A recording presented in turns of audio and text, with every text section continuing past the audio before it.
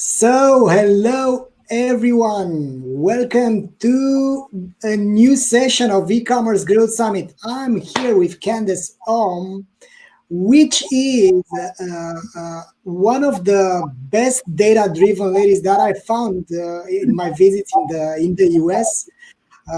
Candace, she has her PhD in mathematics from Florida State University in 2013, and she's currently talking to all of us from Austin, Texas. She works at Dosh as an analytics engineer.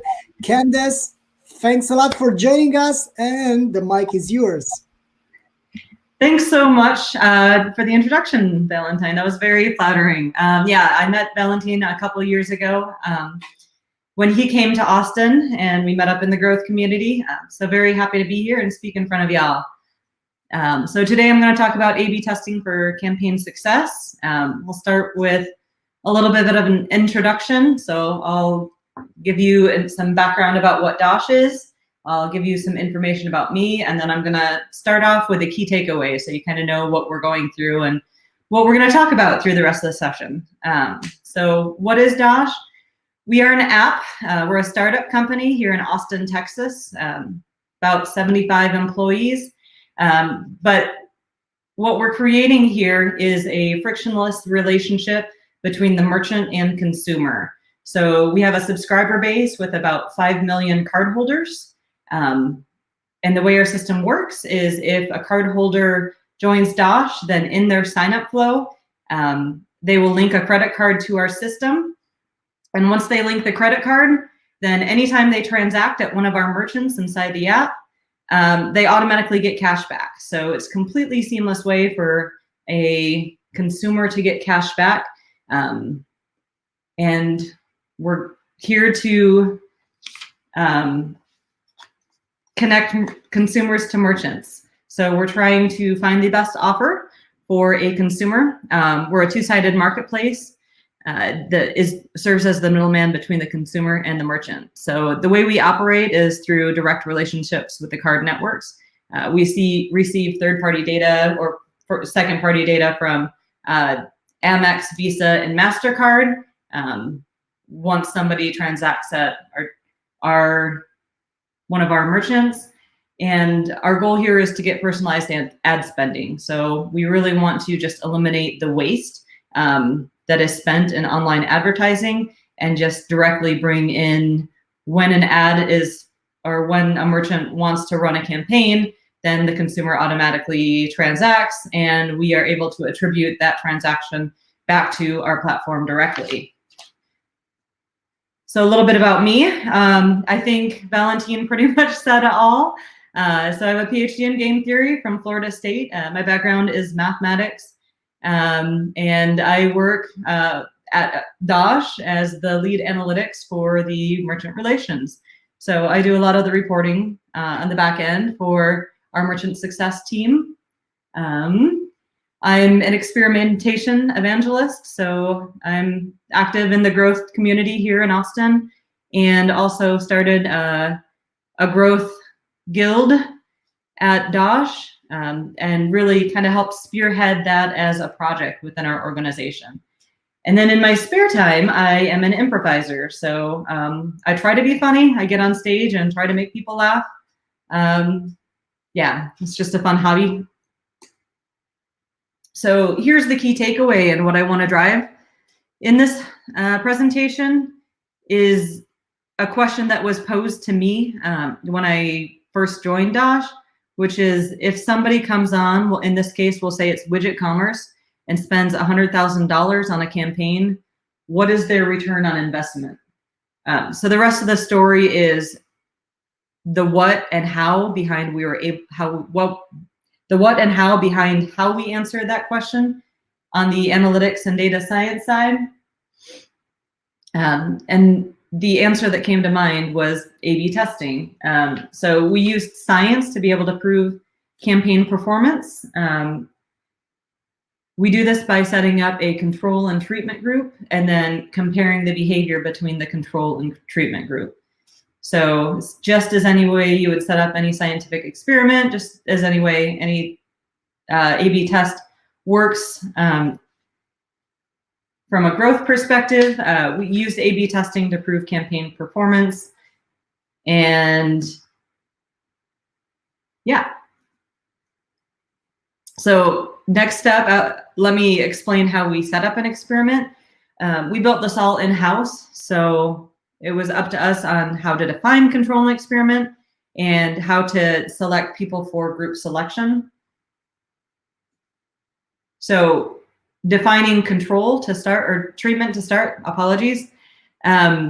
What a treatment user means to us is the treatment is exposed to all the natural campaign along with coming on the platform. So a subscriber will see all the advertising within the app. They will see any app notifications, push notifications, email notifications. As usual, it's as though the merchant came on the app and now they're exposed to that campaign, and they go to the merchant, they transact, and they will automatically receive cash back into their wallet. So it's a great experience for them. And then, like I said before, and really want to iterate, what's cool about the platform is that we can tie attribution directly to the advertising that we see. For the control, though, we treat it as though the campaign was never live in our system. So in this situation, users are not exposed to any of the campaign material. They don't see any emails. They don't see any push notifications. They unfortunately don't see the merchant live in the app if they check the app. Unfortunately, the thing we can't control is external views. So we do some marketing from social on Facebook, Instagram, and Twitter. There may be some noise from that, but for the most part, the user is treated like they are not seeing any of the marketing material.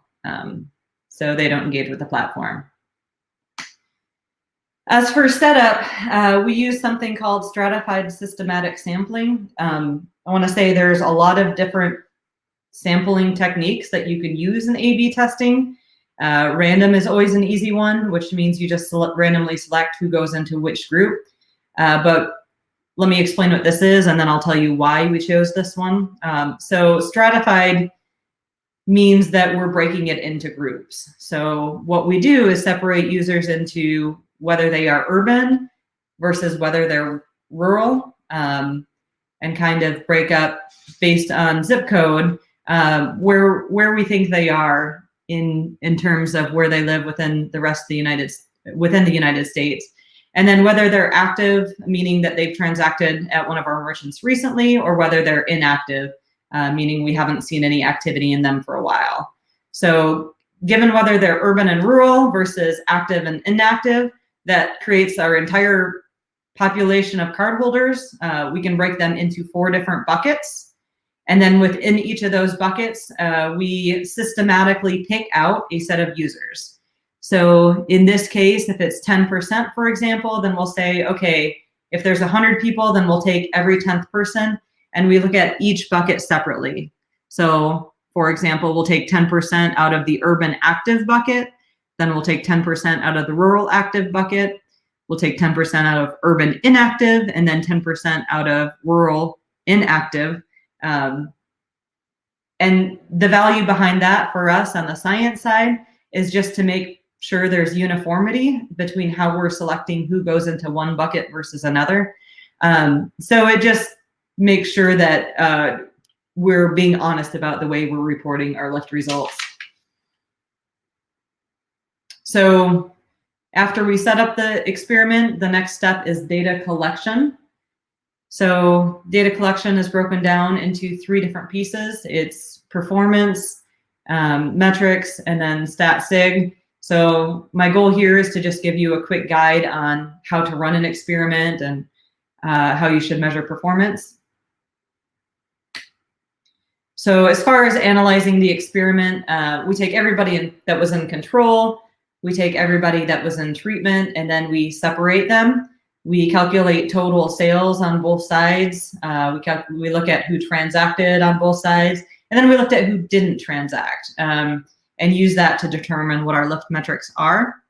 So I want to call out a unique two unique definitions that are important here, which is this distinction between somebody who transacts versus a consumer. So in the control case, there are 4 transactors, and I'm indicating transactors by the people who have a green outline on their smiley face, whereas the consumers are everybody that's yellow. So in this case, in the control, there's 4 transactors, there are 25 consumers. So I would say that's your participation rate right there. And then on the treatment, again, the greens are the green smiley faces are your transactors, and then the whole bucket is total number of consumers. So we would have 30 out of 75, 35 people transacted out of 75 full consumers. So setting up the experiment this way gives us 4 different metrics that we can look at. The first is increase in spend, and this is the kind of the most important one.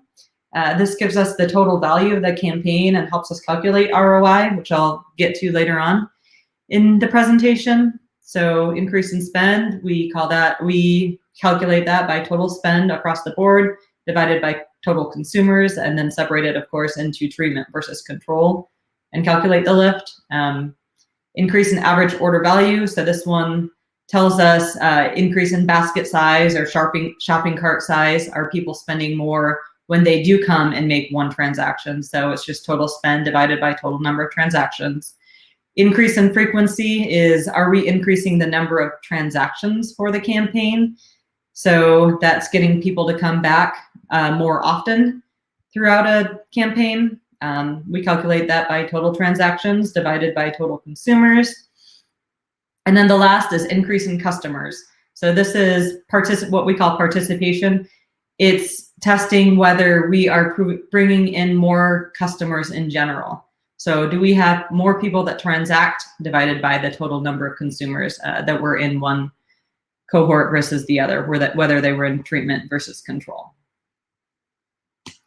And then the last thing to note, I get this question a lot, is what is statistical significance? Have we reached it yet? So I don't want to get into the details, but statistical significance is the performance. It's the confidence that the performance of the control group differs from the campaign performance of the treatment group. So that just means that people who are exposed to the campaign are changing their behavior. They are going to the merchant. They are spending more over people who do not see the campaign. So it's basically saying we are confident that this happens. So with A/B testing, you can never fully say, yes, this is distinctive. It's all about statistics. So we use 95% confidence interval to say that, yes, it's performing better. Couple notes about statistical significance. There are 3 different things that can affect it. And this affects whether statistical significance will be reached. It also affects how quick you will get to statistical significance. The first one is the population size. So how many people do you have in each cohort, control versus treatment? And what is the spread between them? So in the first example, I have 100 different people. The smallest bucket, the smallest sample size basically is going to affect how fast you'll get to statistical significance. So in the first sample, 25 users in control, 75 users in treatment, will not get to stat sig as fast as 50 and 50. And the reason why is that we only have 25 people in the control. The more we increase that minimum value, or the more we increase the population of that 25, so switching it over to 50, the faster we'll get to stat sig. The second is deviation from the mean between treatment and control.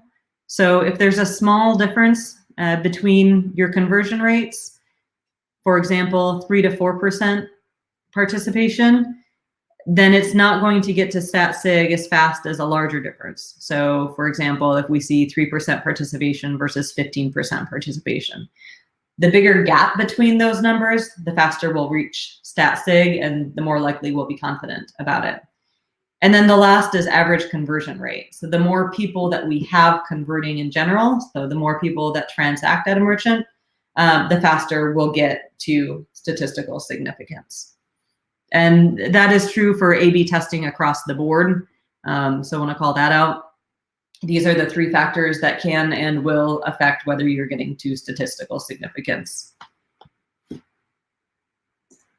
Okay, and then the last piece. So for me, at that point, that's all the exciting stuff. And then the last part is reporting. This is kind of the final product. We clean it up, wrap it up into some nice, pretty pictures, and then we share it with the merchant. So I just kind of wanted to share what the final product is and run you through what the results look like and how we calculate return on investment. And then the last is a little bit of a digression, but wanted to share how COVID-19 is affecting us and kind of see how it relates to you. So as far as lifting reports, this is our standard lift report that we share with merchants.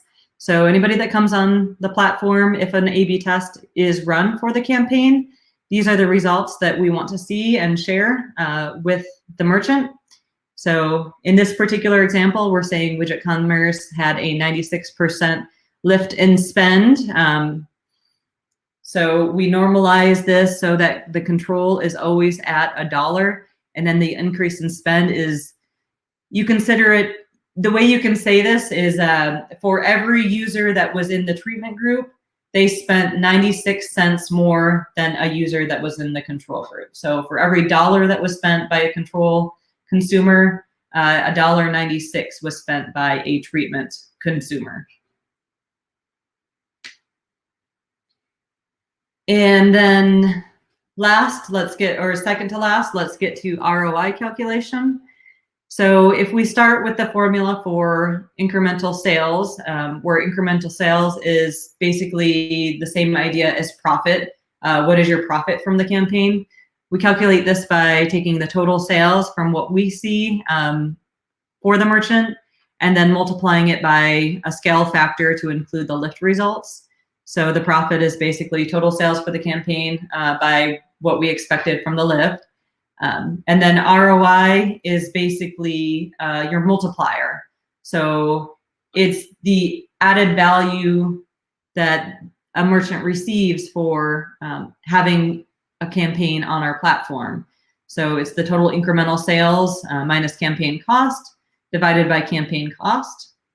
So what this gives us is actual value of the campaign. So basically for every $1 that Widget Commerce spent, we're now seeing $7.94 in incremental sales, or $7.85 in incremental sales. It's a bug. And then the math is all here. We can work through this by just plugging into the formulas, and that's where the $7.85 comes out. Okay. Now, one last note, just wanted to share our trend line for transactions and what COVID-19 looks like for us. So of course, there has been, like everyone else, we're seeing a major decline in transactions, overall sales. But the surprising part is that the online is really rising over the drop in in-store sales. So we do have both online merchants and in-store merchants. As COVID-19 search trends started to grow, we have an increase in online sales and in-store transactions started to trend down. So overall, we're kind of seeing a large growth in online transactions. I want to clear out it's 408%. It's a mix of both new merchants coming on the platform as well as existing merchants who had campaign live before the news broke out of the coronavirus. And that's all I have for today. My contact info is up here if anybody has any questions. And I'm happy, if there's time, to take questions within this channel. Candace, thanks a lot for this. Let me see if there are questions. Sure. So, no, there aren't any any questions, but I can ask you a question related to how you've run this A/B test in your campaigns. You've said there that you were going for 95% statistical significance. Uh, can you tell me how many variants have you run, or in terms of how many experiments are you doing? Because you are doing this for all the merchants, or you are doing this across all the merchants? Good question. We do this for as many merchants as we can, and we set it up when it makes sense to set up. For the most part, yes, definitely if it's a larger merchant, and then we will set it up.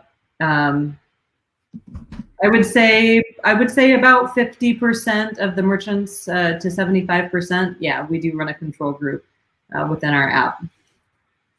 So. Perfect. So last question for me as well is regarding the let's say for the companies which are willing to start experimenting A/B testing. From what I understand, what you're proposing is to do A/B testing also on the website, but also with their campaigns, right? Where they should start. Let's say we have here e-commerce marketeers which haven't run any A/B tests so far. So the question is, where should they start? Yep, some resources, recommendations, books, how they should get themselves educated on the topic of A/B testing. We also have here Jeff Luzada, which is saying that he's taking stats now in college. Awesome. A good way to get started. Yeah, there are plenty of resources online. I strongly recommend knowing the math behind it. So if you're building into a platform, there are plenty of tools to get started. So Optimizely, for example, is a great tool to use in order to change your e-commerce site around. If you want to get started on campaigns and just learn about A/B testing, I would recommend go ahead and just take an online course that you find through a website. Just read about it. There's a lot that you can learn on Wikipedia on itself. Go to meetups within your town and send me an email. Yeah. Thanks a lot for being with us, Candace. All the best from Bucharest. And for you out there, we will have the next session in just a minute. We're going to have Cornelia from Cognitive SEO, which is going to speak about unique techniques to secure the first position in Google in 2020. So thanks a lot and bye for now. Have a good day. Thanks for having me. As an e-commerce manager, you want to stop spending money on expensive ads. OmniConvert Explore helps you improve conversion through A/B testing, personalization, and surveys. Understand that growth is also a matter of retention, not only acquisition. With OmniConvert Reveal, you'll understand segments, monitor customer experience, and nurture your customers on every channel.